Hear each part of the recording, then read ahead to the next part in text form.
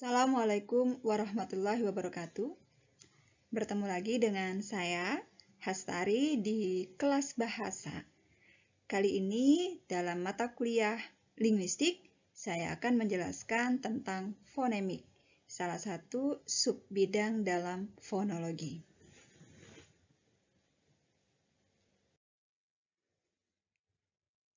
Pengertian fonemik. Menurut beberapa ahli, definisi fonemik menurut Muhlis tahun 2018 bahwa fonemik itu adalah bidang fonologi yang memandang dan mengkaji bunyi-bunyi ujar sebagai bagian dari sistem bahasa yang dipakai oleh masyarakat tertentu.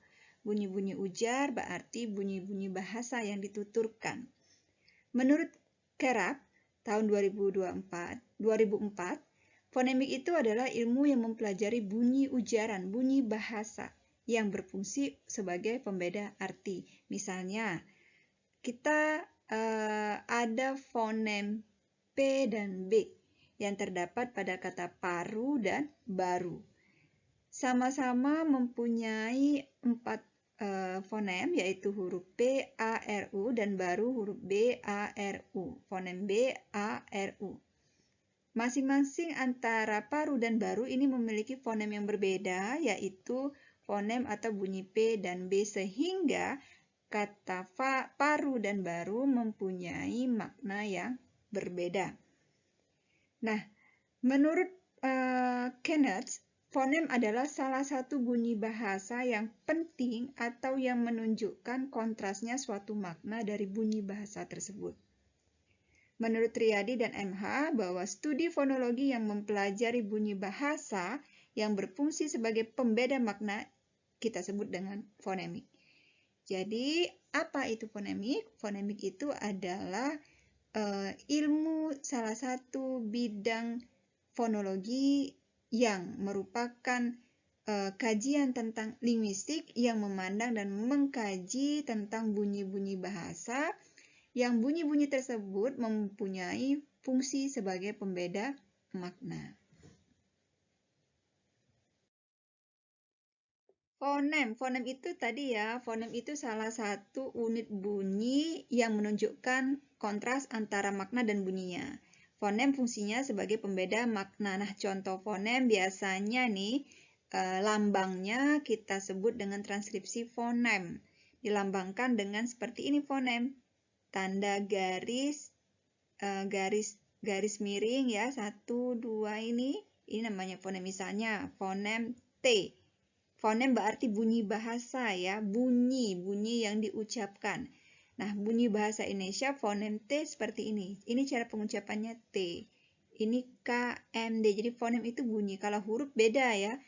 Huruf dia T, kalau fonem bahasa Indonesia bisa T, bisa T. Nah, itu beda. Font ini realisasi dari fonem. Jadi fonem itu salah satu unit bunyinya. Font itu adalah bentuk bunyinya. Bentuk bunyi tersebut seperti apa?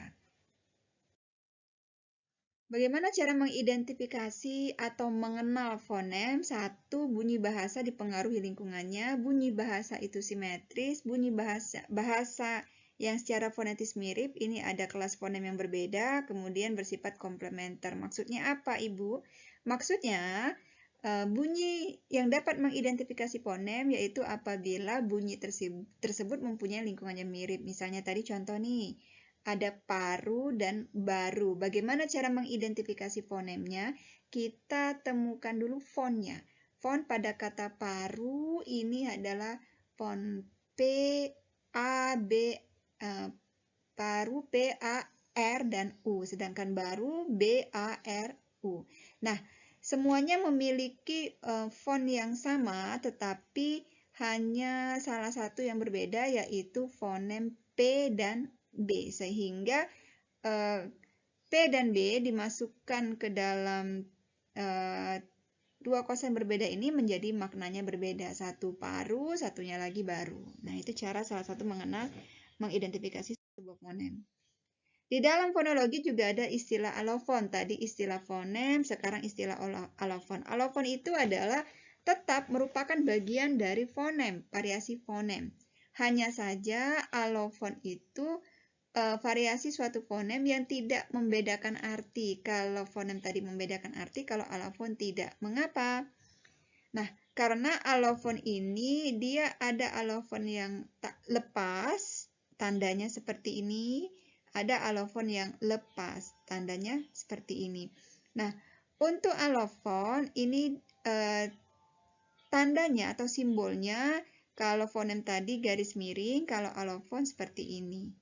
Garisnya kurung, ini tanda kurung ya, seperti ini. Nah, mari kita maka kita dapat berkata bahwa fonem bahasa Indonesia fonem B ini mempunyai dua alofon, yaitu ada yang B, ada yang B.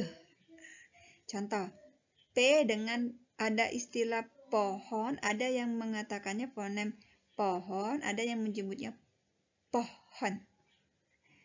Pohon, orang Jawa ya, suku Jawa pohon, ada yang pohon. Nah, P biasa ini pohon biasa seperti ini, P yang tak lepas pohon. Nah, ada alofonnya diberi tanda seperti ini. B sama B. Beda ya. Berikutnya adalah grafem. Grafem ini salah satu yang istilah yang juga terdapat di dalam fonologi. Grafem adalah satuan unit terkecil sebagai pembeda dalam sebuah sistem aksara. Aksara itu seperti huruf, logogram, angka, tanda baca, simbol, dan sistem penulisan lainnya. Jadi kalau misalnya font tadi bunyi, kalau grafem itu hurufnya.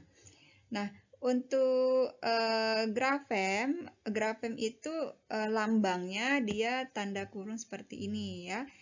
Ini huruf N. Contoh misalnya ini di dalam bahasa Indonesia ini ada huruf N, kemudian ada huruf G, ada juga huruf eng ya, misalnya abang terdiri dari grafem A, B, A dan grafem eng, N ya, NG. Nah, untuk fonem ini bunyinya. Contoh abang tadi fonem A, grafemnya A, fonem B, grafem ya, huruf B bunyinya grafem B, itu berarti huruf B. Bunyinya bagaimana? Kita sebut dengan fonem. Bunyi fonemnya berwujud font. Fontnya adalah B. Nah, untuk eng ini terdiri dari grafem N dan G. Jadi terdiri dari huruf N dan G. Nah, bagaimana fonemnya huruf NG tadi dikata abang? Jadi bunyinya atau fonemnya adalah eng. Nah, seperti ini. Nah, jadi fonem itu tahu ya, teman-teman, fonem itu adalah bunyi. Bunyi kita berbahasa. Jadi di dalam bahasa Indonesia ini ada huruf N dan G ketika digabungkan menjadi konsonan ya, konsonan rangkap yang bunyinya kita bunyikan atau kita fonemkan menjadi eng. Nah, ini jadi N ada kaki panjang sedikit. Nah, ini cara bunyinya ini eng. Nah, satu grafem untuk beberapa fonem, misalnya grafem E. Nah, ini huruf E. Di dalam bahasa Indonesia ada kata lele, ada lele, ada lele. Nah, beda ya. Fonemnya, ucapannya berbeda-beda. Grafemnya, hurufnya tetap satu, yaitu huruf E. Huruf E semua. Nah, untuk fonemnya, ini ada E, ada E. Ada E, ada E, ada lele ya, sama E. Nah, beda ya. Sama E. Nah, ini beda. Jadi satu grafem huruf E ini fonemnya bisa beda-beda. Nah, itu cara penyebutannya ya, teman-teman. Nah, selanjutnya fonemisasi. Fonemisasi itu adalah salah satu prosedur atau cara kita menemukan fonem di dalam suatu bahasa. Ingat sekali lagi ya teman-teman, saya katakan kalau grafem itu hurufnya, kalau fonem itu bunyi bahasanya, kalau font itu lambang dari si fonem tadi, lambang bunyinya. Misalnya tadi grafem A, huruf A, fonemnya A, lambang fontnya juga A ya bunyinya. Jadi font itu wujud dari fonem. Nah, di dalam fonemisasi, proses fonem untuk mengetahui atau mengidentifikasi fonem itu bisa dengan pasangan minimal. Pasangan minimal atau pasangan mirip. Jadi misalnya kata paru sama baru. Yang membedakan artinya fonem apa? Fonem P dan fonem B. Sehingga kata paru sama baru mempunyai makna yang berbeda. Nah, ini fonemisasi. Tujuan fonemisasi untuk apa? Untuk kita membuat ortografi atau tulisan atau huruf dalam ejaan bahasa Indonesia. Jadi bagaimana membunyikan grafem A, B. Nah, bagaimana orang bisa membuat kamus bahasa Indonesia, bisa membuat EYD. Ini tadi mereka mengidentifikasinya, mereka menuangkannya, mendeskripsikannya melalui fonemisasi. Nah, di dalam fonologi atau fonemik ini ada istilah realisasi fonem. Realisasi fonem itu adalah pengungkapan yang sebenarnya dari satuan fonologis, yaitu fonem merupakan bunyi dari bahasa. Jadi ada vokal, ada konsonan, kemudian ada konsonan rangkap, ada vokal rangkap. Variasi fonem juga merupakan salah satu istilah dalam fonemik ya. Fonologi kan ada dua kemarin, ada fonetik, ada fonemik. Nah, yang kita bahas sekarang adalah fonemik. Untuk variasi fonem itu merupakan distribusi fonem. Jadi ada fonem yang disebut ada varian fonem ya. Ada fonem biasa, lepas, dan ada fonem biasa dan ada fonem alofon. Alofon itu tadi contoh ada penyebutan kata grafem, kata pohon sama pohon kalau orang Jawa ya.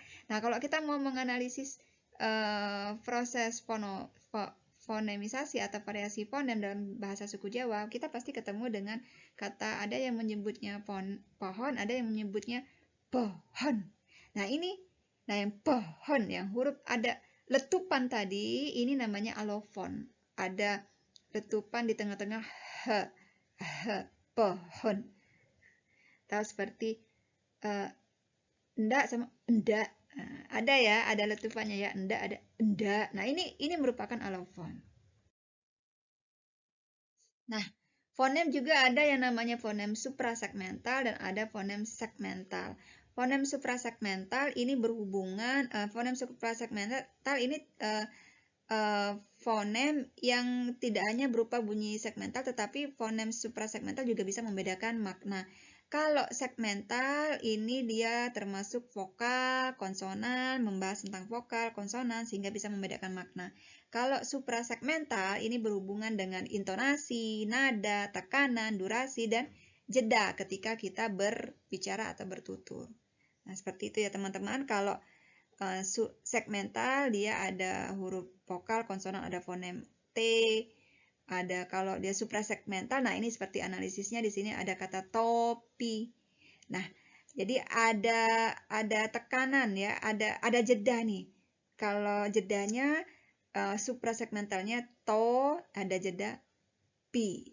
Nah, ini merupakan analisis fonem suprasegmental dan segmental. Tuh. Nah, unsur fonem suprasegmental untuk panjang pendek bunyi ini tandanya titik, titik, titik. Nah, itu kalau misalnya kita baca puisi ya, ada tanda titik, titik, ada tanda jeda panjang. Kemudian ada tekanan, ada jeda, ada intonasi, ada ritme. Ritme ini penekanan dalam suatu kalimat, beda dengan tekanan tadi. Kalau tekanan tadi penonjolan dari kalimat tersebut, biasanya nadanya tinggi atau memperbesar pengucapan dari suku kata.